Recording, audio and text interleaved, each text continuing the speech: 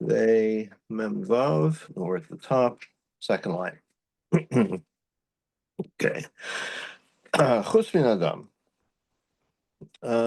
So the Mishnah had said that blood isn't subject to nosar and eating while tummy, or at least you can't. I mean, you can't eat or drink blood in any case, but it's not the punishment for nosar and kares is not applied to blood. Minani mile. Where do you get that from? Amarula, Amarkra, the Torah says, Ani nasati v'lachem. About blood, the Torah says you can't eat blood. Blood is for the mizbeach, right? For kapara. Shalachem yehe. It has to be nasati v'lachem al mizbeach. I gave it to you. So literally, it means I gave it to you to bring on the mizbeach. When it says I gave it to you, um, it's something that's yours and not not hektish, right? If it's hektish, it's not given to you because then it would be. Um, so I mean, it can be hektish, but from the fact that the Torah calls it yours means that it's not something that can belong to the mikdash in the sense of that you violate me'ilah if you use it. Very shmaltana. But they put the blood on the mikdash and the corners of the Yeah. So obviously it is hektish, on right? the So mizbeach. yeah, so obviously, really, it is hektish. So what's it is kodesh. It is belongs to the mikdash.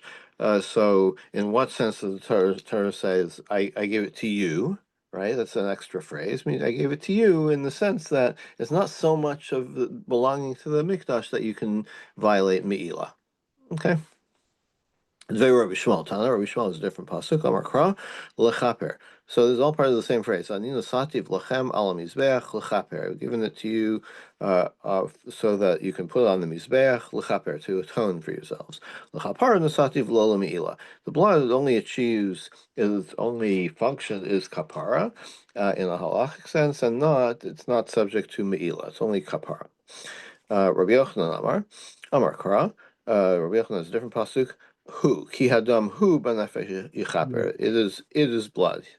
Who lifnei kapara kilachar kapara. Who means it stays in the same state. Meila wise, we're interpreting it before, whether it's before you put it on the mizbeach or after you put it on the mizbeach, or like before it becomes hekdesh and after it becomes hekdesh, it's all the same status. Ma'achar kaparin b'milach, afachar kapara.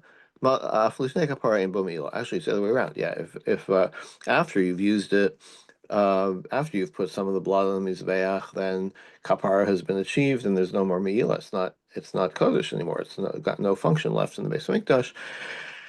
So we equate that to beforehand. Also, it's not subject to meila. Okay, but the Gemara wants to know about this. Actually, it makes more sense to say it the first way I said it, right? That before you sanctify it, no, sorry, before you do the kapara, then it makes sense for it to be subject to meila. And then afterwards, maybe what the pasuk is coming to tell you is that once blood has been used for kapara, then I would have thought that there's no meila, but maybe the pasuk is going to tell you that there is meila even afterwards. So Gemara says no. There's that can't be because there's no other example of anything that you already used it for its mitzvah and then still you'd be subject to meila. Below, is that not so? What about the ashes on top of mizbeach? So every morning, the ashes from the day before had to be the Kohen would go up there with a shovel and take put it to the side and take the rest out, and we know that if you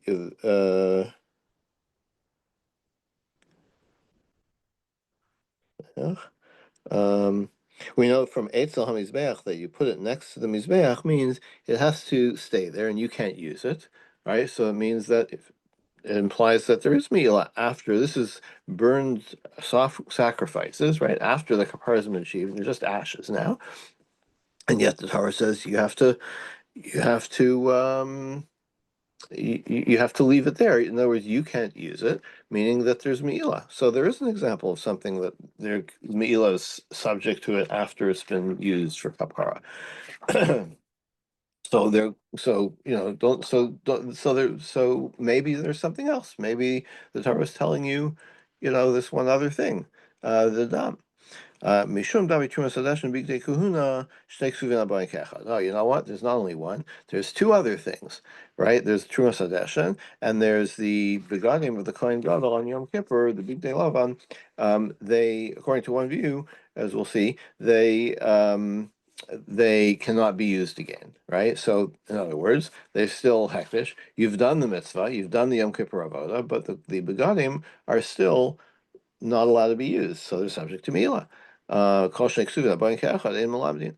Any two psukim that teach you the same thing. If you have one pasuk that teaches you something, right? One rule that you learn from pasuk, so it could be unique. But if, or it could be, you could say that it is a model for other similar things, right? But if you have two, if the Torah tells you about two separate things, that means it's not a rule, right? If it were a rule, if it were a model, then you could derive one from the other. If the Torah has to tell you two separate things, um, or the rule about these two similar things, it means it's only those two things and nothing else. So again, so if that's the case, then the Gemara is right to ask, well, blood can't be Me'ilah after the kapara because it's not included by the Torah in these two things. So what the Yeah, question is what the issue is what that two pasukim come to teach one specific limud. Is that it? That's the about question. about two similar things. Yeah. So if that happens, that's Shnei Ksuvim Habayim Ke'echad, right? That's two things, two psukim come to teach you the same thing. So it must be specific to exactly what it's telling you about, and it's not a general rule. Uh-huh. But Um, is it true? But is it true regarding the big day kahuna that they can't use it for anything else afterwards? we're going to see that. That's the machlokas. I mean, Hanichol can't the Rabbanan. Kohen, can't they wear them again? They change about 4 or 5 times in Yom Kippur, right? Right. So there's a machlokas, but the one view is that indeed, and this is just the Kohen Gadol. Of course, he did all the avodah on Yom Kippur, right? So just the avodah, the Kohen Gadol doing the avodah on Yom Kippur in the big day lavan, those begadim, according to one view, can never be used again. That's right. So he needs about 5 pairs of Oh, no, no, no. Once he's finished the avoda, right? oh, at the Like end of the for day. yeah, yeah, yeah. Right. He wears it all day, but then at the end of the day, or after you've finished the avoda, then they're retired. The jersey is retired. Are they stored? They burn? They're discarded? What The hinicham sham implies that they're stored, they're archived. Geniza, something like that. so they could, if we had the Geniza today, they'd still be there basically. Yeah, I guess so. And then for all that, how many years would the Beit HaMikdash Kayam?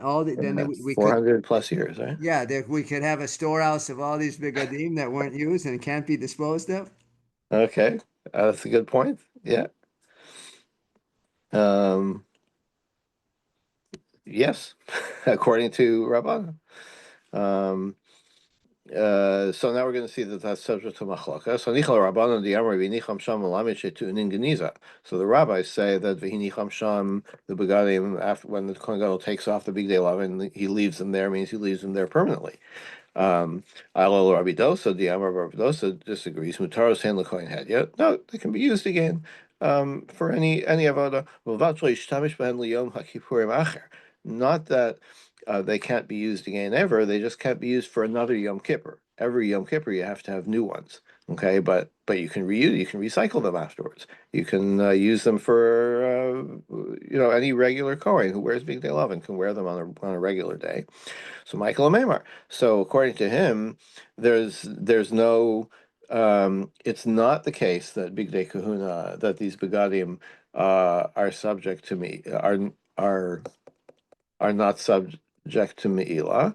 Um, um, Only the Trumas Hadeshen is something that the kapara is done, but it's still subject to Me'ilah, right? So, Well, then um, these things can be subject to Mila, can they? They're caught in the big day kuna. yeah. If they're used for our, so they're always subject to Mila. Right. So there is still one thing left that is not subject to meal after the kapara, and that's Trumas Hadeshin, right? So you can't say that there's no such thing, right? So then, if the Torah wants to teach you who means lifnei kapara kilachar kapara, that it's still in a meila state, it would be, No, yeah. And the Torah is also telling you about this, that it's about the dam, that it's like the Trumas Hadeshin, well, right? didn't we say that Truman Adeshin is subject to Meila? All right, Truman Yes, Adeshin. yes, yes, yes, right? So that's an example. So you can't say that there's nothing that's subject to meal after kapara. There is something, Truma Sadeshan, Well, right? also the Big Day Therefore, Kahuna, if they can be used by another coin. So this argument uh, that Rabbi Yossi, who's this Rabbi Dosa no, gives, because if they can be used by another coin, aren't they then subject to Meila? Aren't they Kodesh? Then you still have two is that the cases. case? Is it the case that the begotten of an ordinary coin are subject to Mila? I'm not sure. Why isn't that kedusha? A Kohen is performing Um, the avodah b'meshech the rest of the year. um, I mean, well, what's interesting. his point here? That if they can continue to be used in the Beit Hamikdash, aren't they then subject to Meila? Hmm. So then they're but then both of these Truma Deshin and Big Dekona are still. What's the separation here? They're both subject to Meila still. Well, that's a good question. I didn't think about. Let's see if Rashi says anything on this. Hilchot Davar. It says Rashi is Rabbi Dosa Damar Mhm. Kasherin Hein Lekoin Hedyot Lavod Behen B'Mikdash Kol Yamot Shana. So if he's in the Mikdash, isn't that subject to something subject to Meila? Okay, that's a good question. And maybe now I'm questioning that. Maybe not. Maybe what happens if a Kohen Gadol wears the big day lavan outside of doing the avoda? Well, look at it this way. Um, hmm, like if they're subject to Meila, hmm,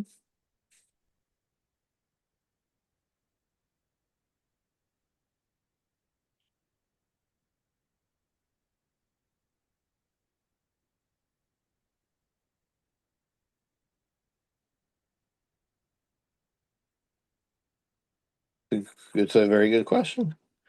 Um, so it sounds like that wearing the big day kahuna maybe is also considered benefit because you're wearing clothes, right? But then how can you do it when you're doing the avoda? Because there's a kasuv. Um,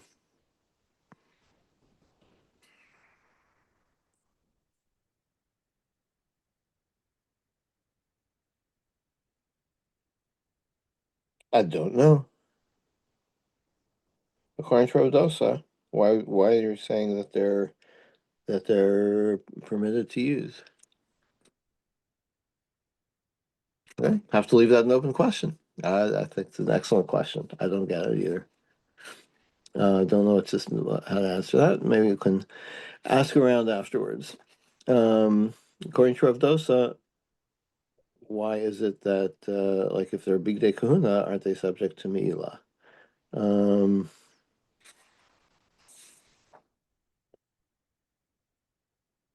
mm, mm, mm.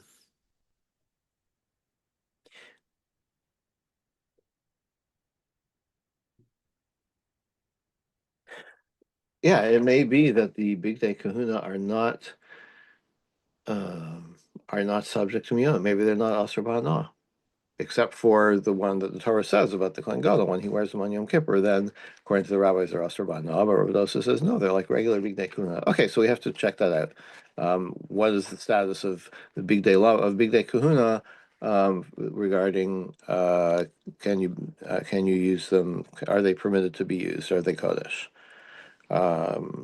Okay, But we'll Gemara see if we can seems to find say out. it's only for the Kohen Yeah. Hedyot. Therefore, the one couldn't donate them to your local Goodwill then, right? Hmm. Is that Okay. right? Is that the Okay. assumption too? Yeah, maybe I'll have to look into it further. It's a great question. Okay, but let's go on. So now the Gemara says, "Mishum davi trumas sedeshim vegla arufa shnei ksuvim habayin kechad."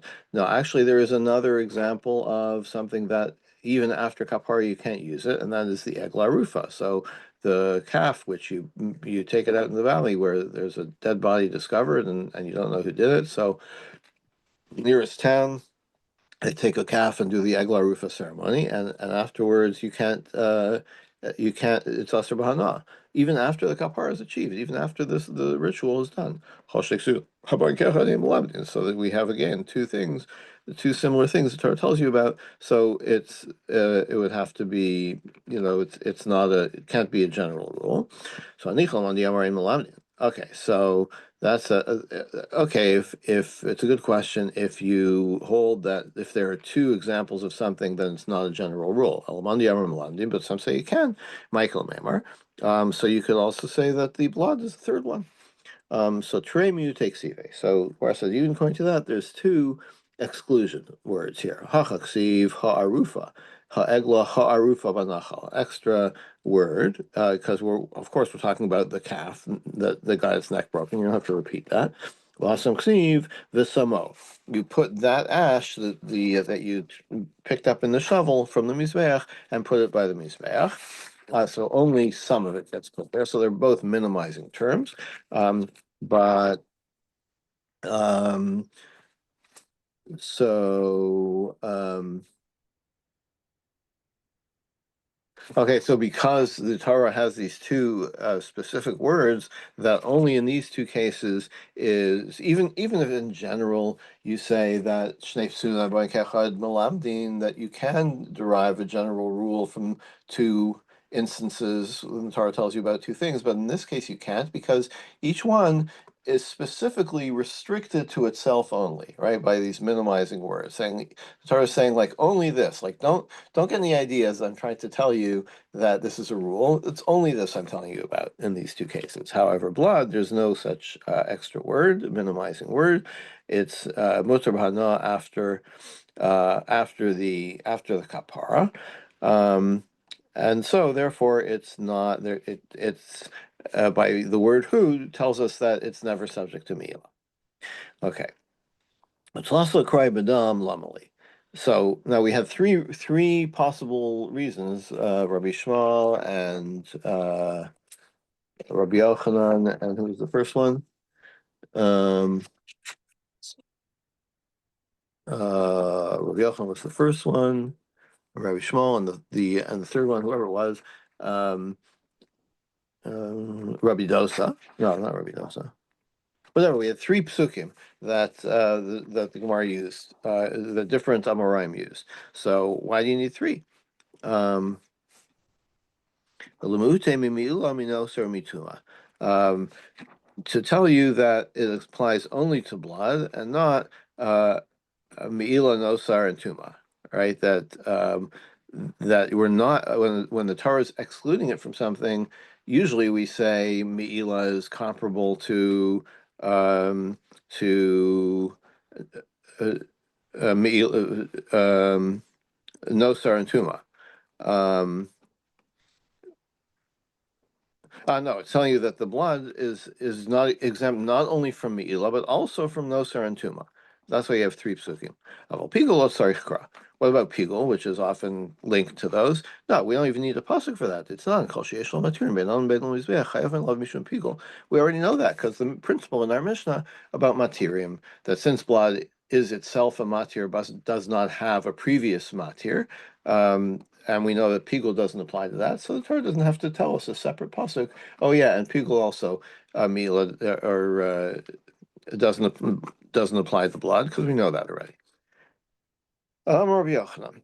Losha krisos bishlamim What lama. does it mean? Dam gufe Oh, matir. Vidam gufe matir here. Dam itself is this is a superfluous statement. I mean, dam is a matir, but doesn't have a matir for itself, and so it comes under the rule that Pigul doesn't apply, and the Torah doesn't have to tell us that in a separate pasuk. Pigo doesn't apply, and Meila doesn't. Oh, here we want to learn Pigel doesn't apply to the dam, right? Right. So in other words, you don't need another pasuk to tell you that because we know that already from the general rule about pigul, which we've already, derived from elsewhere. Amar Yachana, Shlosha Krisos B'Shlamim Lama. Why does the Torah have to tell us three times that somebody who, if you eat a shlamim while you're tummy, that you get kares? Achas l'klal. First, it tells you the general category, meaning it could apply to anything from hektish. Achas l'prat, and then it tells you again, so that would be a klalu prat. Yatadan alakena prat. If it tells you something twice, then it's limiting it to specifically things very much like the shlamim, or the shlamim itself. And then if you have a klal after that, it applies. It's a limited application. It's not everything hektish. It's everything like a shlamim. Things that it'll also apply to things that aren't edible, like the wood, the kataras, etc. Rabbi Shimon Rabbi Shimon, who says that actually, if you consume the wood or the lavona while you're tamei, you're not liable to the punishment for that. It's only to edible things. Let's see, am I? So then, what's included by the third klal, right? By the how do we make a limited application of shlamim to other things that you can't eat them while you're tamei? It includes eating a tame eating the chatos that are offered on the inside mizbeach, which are the chatos at tzibur, or the par kohen gadol and those those more public chatos. Sakadata chamin, I would have thought, Rabbi Shimon Chosheinu ala mizbeach achisan kishlamim in chayvavim lim alav mishum pigul.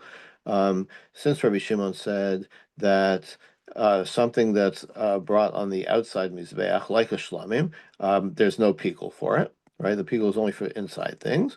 So I would have thought mishum tumanam nami lo l'chayv. Maybe you're also not chayav for things that you eat betuma on anything on the mizbeach achitzon. Kamash Malon tells us that no, by this third kares, it's telling us that regarding eating something betuma, you're chayav on it.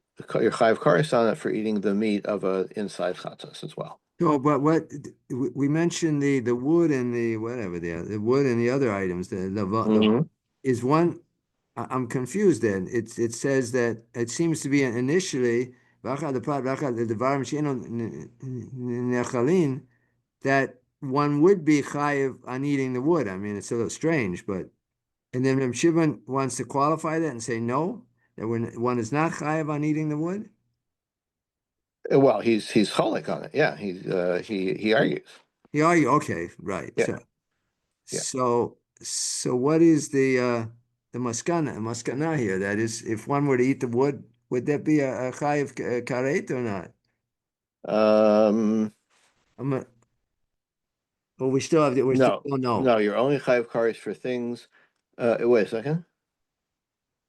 but we Uh, don't know because there's a machloket. No, it comes out according to everyone that why do we have the klal product klal by shlamim to tell you that not only shlamim are subject to kares for eating the tuma, but also the wood.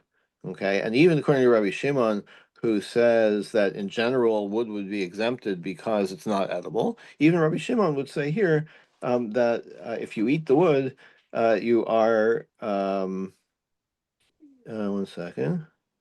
Oh, no, you're right. Rabbi Shimon would say, no, you know what's included? Not wood. I hold that wood isn't, you can never be chayiv kares for eating wood betuma. What it includes besides shlamim that you can't eat betuma or that you get kares for it is chatos apnimios, chatos on the inside mizbeach. I would have thought that it's exempted, but this tells you that it's not exempted and you do get kares. But isn't that what we learned before that something on the mizbeach pnimi is would be chayiv and the mizbeach chitzon is not? Or did I just not remember that right? That was regarding Pigel, I think. That's regarding pickle, but pickle involves karet, doesn't it?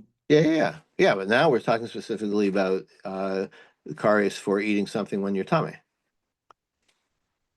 Oh, okay. Yeah, So, and this applies only to the bit the mizbeach pnimit, not yes, mizbeach chitzonit. right. Uh-huh. Okay, Nume Rabbi Shimon. Rabbi Shimon said, it's not a word Nume. I'm not sure. Maybe this is a Yerushalmi source. But Es Shadar Kol Echel. So Rabbi Shimon, what we have just mentioned, is that you can only be chayav for pigul on something that's edible, right? But not wood or incense. Um, Itmar, Rabbi Yochanan, Rish Lakish.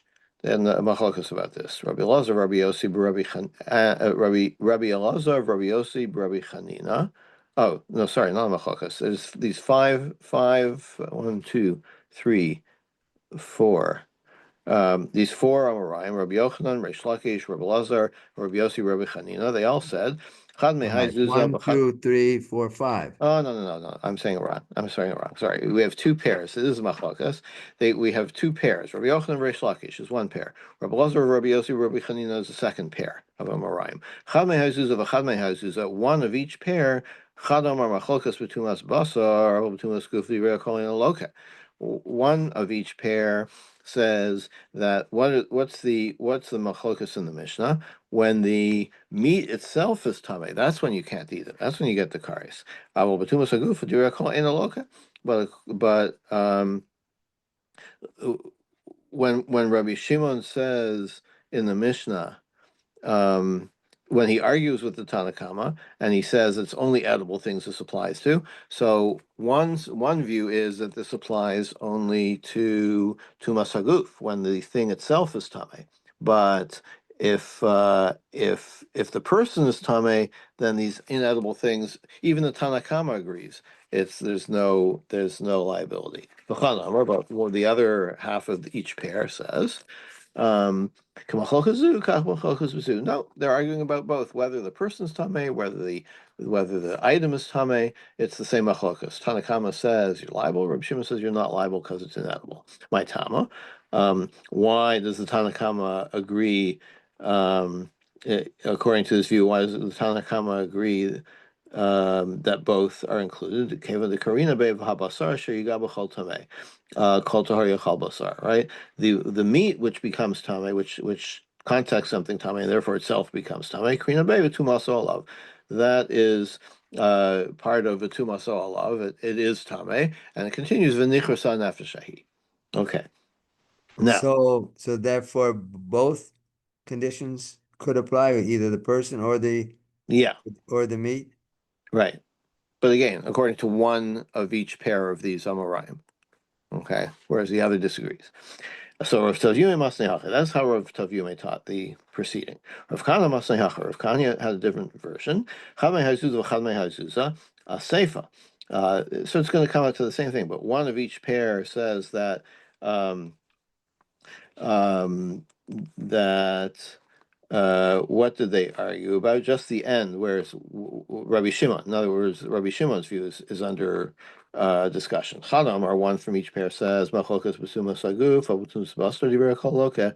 One says it's Rabbi Shimon who gives in if it's the Tumas Haguf, if it's Tumas Basar, right? Rabbi Shimon would say, yeah, even though I say about the person being Tameh, he's off the hook. But the meat is tame and you eat it, then or and then the wood, if you will, is tame and you eat it, then you're for sure chayav. But the other pair says, no, it's the same. Rabbi Shimon disputes both, so it comes out the same. It's just how you get there. Amarava, Yistabra, Kamandi Amar, which one am I going to go by? Um, the one that says that Rabbi Shimon argues in both cases, whether it's Tumas Aguf or Tumas Basar. My tama, why? Since you can't, those things can't become tame, right? Generally speaking. Lokrina Beva Basar Sheyigabachol Tame Lo Yachel. Since Since it's not edible, so you wouldn't give kares, right? So yes, what we're talking about is you get malchus, but you can't get kares because it's not edible. It also applies to meat, which is tame, and not just person. V'amar mar, but didn't we just say v'abasar l'rabos eitzim l'vana? But like we did say that the word v'habasar includes um, um, includes even wood and lavana, which even though they're inedible, we're still including them. Gemara says lupsula bialma. No, it doesn't mean you get the punishment. It means that they're not valid for using in the mikdash, but doesn't mean that you get the onus, you get the punishment. Next Mishnah, l'shem shisa dvarim So in the hazevach end, Rav nizbach. Shimon he holds that one doesn't get punished for eating he's certainly not eating the wood, but what about the meat? He doesn't hold that, or he does hold that? Everybody holds that what are you talking about when the meat itself is tameh? Well, I'm trying to sort this out. Okay, Okay, let's say when the for meat is tummy. sure, if you are tamei and you eat the meat, for sure you get the punishment. The question is, the machlokas is, if the meat is tamei and you eat it, you get the same punishment. Right. That's what's subject to the machlokas. And Rav And it depends Shimon. how you read this. Like it could come out either way, right? Either Rabbi Shimon says no, you don't, or Rabbi Shimon says yes, you do. Just like the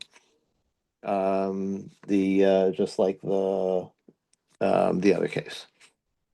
So we don't So yeah, really it's kind of inconclusive so we don't really know how Rabbi Shimon holds then about about the if meat. the meat itself is tamei. Yes, And there are two groups, there are two groups that right. That are determine part of the whether machloket. right. Yeah, so it's not really resolved. We got Okay. a lot of differences of opinion here. All right. L'shem shishat dvarim hazevach nisbach. Six things. Carbon has to be lishma, means you have to do it for the purpose of the carbon, for its own purpose, and not just. Well, we'll see what not just for what else. But there's six things that you have to keep in mind. The six l'shem something. L'shem zavach, it has to be for a carbon. L'shem zoveach, for the person who's bringing it. L'shem Hashem, for God. L'shem ishim, for the fire. L'shem reach, for the aroma that it produces. L'shem nichoach, that the aroma should be pleasing to Hashem. So there's a lot of things to keep in mind. um, a chatas v'asham l'shem chait, and an additional one for chatas and asham for the sin itself that you're atoning for the particular sin that it's coming to atone for. Amar Biosi, af mishalo hayabeliba l'shem echad mikal elu. Even if you didn't have specifically, you weren't thinking about all these things, but you had no intention. Um, then kosher. It still works. Shahu Tanai Basin. Why does it work? Because it's a Tanai Basin. Tanai Basin is that the court stipulates that it all is for the right purpose. Sheina machshava lechasel achar oved. And what is the Tanai Basin? That the machshava, when we're concerned about the machshava, it's only the person who's doing the avodah. Okay, so this clarifies what the mission means. So if I bring a carbon, I have to keep all these things in mind. But the Kohen, what if he's thinking about daydreaming while he's doing the avodah? Not a problem, right? It's me, I'm sorry, it's the other way around. I'm daydreaming. The Kohen who's doing the avodah is the one that has to concentrate. Okay, I'm thinking about my vacation coming up next year, and whatever. So I'm not negatively thinking about the carbon, right? I'm not thinking a negative thought. I'm just not having any thought. As long as the Kohen has it in mind, that's fine. He's the professional, after all. I'm reviewing the Marav. Um, um, So the oh, person can have no thoughts. I mean, he doesn't have to have a thought about this. He gives it to the Kohen, but the Kohen takes care of it. But if he should have a piggle thought, that's the problem then, right? If he said, right, "I'm going to eat it tomorrow in 3 days," then right, it's but become again, a problem. But that I think also does not only apply to the person doing the avodas. Or While could doing be. an avoda, that you make a pickle. So again, so the person himself actually can do the shchita, right? Shchita kohen bizarre, right? They Right. don't need a kohen for shchita. So whoever is doing it, he's the one that can make it pickle. But once it goes to the hands of the kohen, it's the kohen that is responsible for the making it pickle. I'm reading the Marav. So Torah says about an ola ishe reach nichach l'Hashem. It's an ola burned for a reach nichach, for a good smell. Um, Ola means l'shem ola. You have the word ola. You have to keep in mind that it's an ola. Lapuke l'shem shlamim delo. If you take an ola and you do the shchita, well, but you're thinking that it's going to be for shlamim, that's bad. Ishim l'shem ishim, and then it says ishe. Uh, Means it has to be slaughtered for the purpose of being put on the. You have to have the intention of burning it on the mizbeach. Lafuke kababa delo. Um, that, in other words, if you were thinking about just having a kebab, maybe that's the source of the word, I don't know, or the related word, but if you're just going to have a barbecue, then if that's your intention, then that is not a valid ola. Reach l'shem reach, it has to be for good smell, and lapuke evarim shetzlon v'halon delo, that like if you don't cook it long enough to make a nice smell, you don't burn it long enough to make a nice smell, then if that's your intention, you know, just to pop it on the flames and then take it off, and it won't roast at all. It won't make an aroma, then that's no good. And okay, the Amarita Marav, Rabbi Huda actually said this. Avarim shetzlan v'halan. If you actually do that, you burn the limbs only briefly, and then um, I'm sorry, I'm saying it wrong. That it's slime, you roast them outside the mizbeach, and then you brought them mizbeach. Eba mishum reach. That's not like they've already. I said it wrong before. They've already started emitting their reach when you roasted them before the mizbeach, right? So then the reach was not only for God, so that's bad. And nichoach, the last word, l'shem hanochas reach. Um, Hanachas Ruach, I'm sorry, Hanachas Ruach, that it should be pleasing to Hashem. La Hashem, L'Shem Misham Arvaya Olam, to God who it means to the creator of the world. So that just basically backs up the Mishnah. Amar Ravina Marav, Chatas Hashchata L'Shem Ola Psula. If you have a chatas that he slaughtered for the name in the l'shem ola psula. It's puzzle, no good l'shem chulin shera. But if you intend if you when doing the chatas you were thinking you do the shchita and you're thinking that it's for non that you're going to have a barbecue with it at home shera. So that doesn't invalidate it as a chatas. It's still a good chatas. Uh, because that's like a blank intention, right? Not a negative intention. The negative intention, what he's saying is that meaning an intention for a different korban, not for a non-korban. Amar Blazer, my Tama, the Rav. Why? V'lo yichalu es kodshay b'nei Yisrael. The Torah sums up by saying, and the Kohanim, if they do it wrong, they shouldn't make it halal. They shouldn't profane the kodshim. Kodshim is halal. Kodshim mechalelin kodshim. V'yen chulin mechalelin kodshim. What it implies is that you can only make something halal invalid if it's kadshe b'nei Israel. If you're trying to do it, if you're thinking about doing it for another kachim, but not if you're thinking about doing it for chulin, that's not so bad. Masi Rabba. Um, Rabba asked, hang on one second, sorry.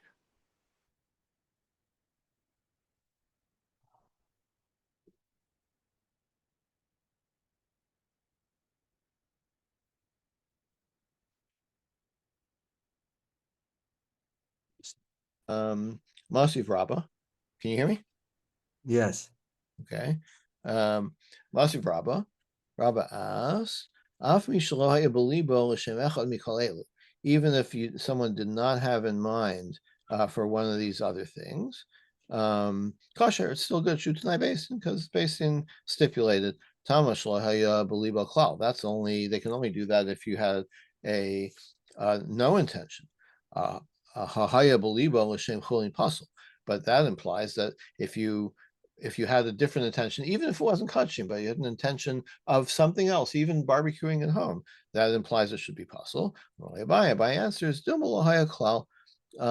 maybe um, Dilma lohaya klal, if you have no intention at all, kosher umaratza. Maybe it's saying that then it's kosher and the sac um, and it also achieves the kapara. Hahaya believa l'shem chulin kosher ve'ena maratza. So maybe it's still a valid sacrifice, right?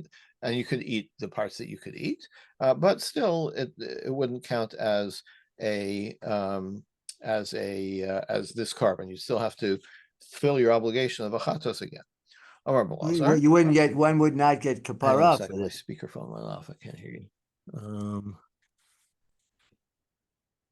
Just turn it louder. Sorry, say again, Ken. So one would not get kapara for this then, right? Correct. You'd have to do another chatos to achieve kapara. So when we Oh, were saying a shem chulin earlier, we thought that if one had attention to shem chulin, it would be acceptable. You could eat it. Now we're saying maybe not. It would be puzzle. um, When we said a barba kababa, right? Whatever. yeah. Then it would be. But now we're changing that. We're saying No, no. we're saying that it's you could definitely eat it. The question is, did it count as a carbon? Well, if you eat it all of it for a barbecue, then there's no carbon, right? No, it's not true. I mean, not all of it. The parts, the part you're only permitted to eat whatever parts you're supposed to eat that didn't get burned on the mizbeach. Is what we're talking about. Um, but that's like, I thought we were saying this would be like a regular barbecue as opposed to, I mean, a shlomim is, I mean, there's a difference between a shlomim and a regular barbecue, right? Someone takes and just barbecues it for the sake of, well, I don't know. You can't Yeah, put it on that's the what you're asking. mizbeach. Yeah, we're talking about obviously the parts that you're allowed to eat. Yeah.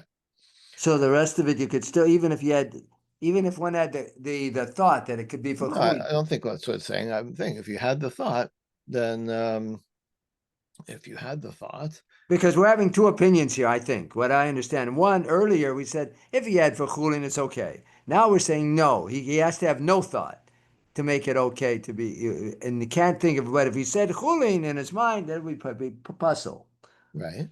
So there's a So now we're saying what is and it's because of the stipulation of basin. So what did basin stipulate? That you could eat it, but they didn't necessarily stipulate that it's a valid carbon, that it's like that it worked as a carbon. right. That's the finals. It seemed to be earlier that Tanai Beitin that he could eat it even if even if he said it was for chulin in his mind. You could still eat it. But right, I'm seeing a distinction here between thinking that it's chulin and would be acceptable, and not saying chulin and not saying anything, nothing in his mind. Then it would be Yeah. acceptable. But if he thought chulin, it's not acceptable. It's puzzle. That's what the Gemara says here. Puzzle. The shem chulin, belibo the shem chulin, puzzle. But Okay. earlier we learned he could have the shem chulin. So it's a different Beit Din or a different Tanai Beit Din or Beit Din changed or No, we're reinterpreting it. I see. Okay. Yeah. All right. Okay, we'll stop here um, for um, today. Tomorrow. Oh yes, tomorrow. I think I'll also, as I said, something came up this week, some family stuff, and so I will probably have to record tomorrow's stuff, and I will distribute the link as soon as I have it. That's Amar at Amar Le'abai. Yeah. No, a little further down. Sorry, I put more already. Amar Belazar. Amar Elazar. So you Yeah. do that. So we may not get that link until later in the afternoon, then, right? Right. Right. Hopefully before Shabbat. Oh no, later in the afternoon today, probably. Oh, okay. Yeah. All right. Okay. Or tomorrow morning, certainly. Okay. Okay. Have a good Okay. day.